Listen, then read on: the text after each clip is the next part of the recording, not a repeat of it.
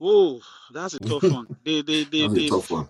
Yeah, I think they've got what it takes. But again, to beat the best, you need to beat the best.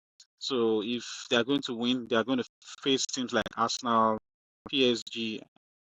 Yeah, exactly. So, and they still, for them, they would, Then again, when they come. then I'm not sure. I'm not sure again on what pots. When the last we discussed the pots, I can't remember the pots where we have Bayern in. So there's a side of the pot that has stronger teams. So even if you Yeah. take Atalanta out, there's a chance that you face the big boys or the bigger boys very soon.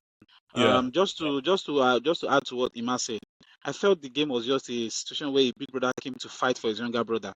You beat my younger brother last time, right? I'm going to deal with you. You know, Yeah. the way Atlanta took Dortmund out of the Champions League. Dortmund, that was a big surprise. Yeah, just came like, oh, you know what? You did this to Dortmund the last minute. You got the penalty. We're going to teach you what it is to play football. Okay. So again, another mistake I think Atalanta made was you don't play teams like that 1v1. A lot of things are going on in formations because you will see a lot of dribbles were completing the game. And after the game, the Olise was asked, and it was like, oh, they noticed that they were going to play them 1v1. So that gave them room to do a lot of take-ons. And come on, when you are defending against Olise, you are defending against Musiala, you are defending against Nabri, you want to play 1v1 against that their midfield. You must really be a Barcelona to do that, or an Arsenal to play 1v1 with Bayern, and even when Bayern faces teams like that, they don't go 1v1, Exactly. So again, I think Atlanta got the tactics wrong, and that's why they had that amount of goals.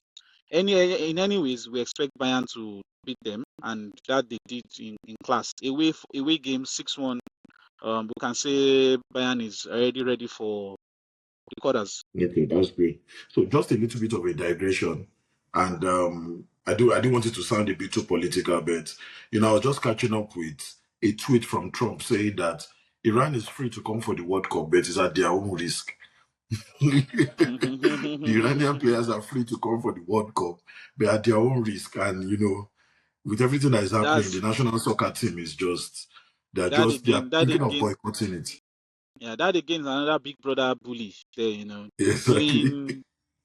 bullying Iran as much as he likes. Well, that's politics for you. So yeah, but there are also indications that if Iran is unable to make it for the World Cup, they'll probably have to go and use another team that is presently not qualifying to replace them. But not Nigeria. Like I said, I think I said it last week that this is still the most controversial preparation for the World Cup because you are practically having different series of war scenarios just before the World Cup.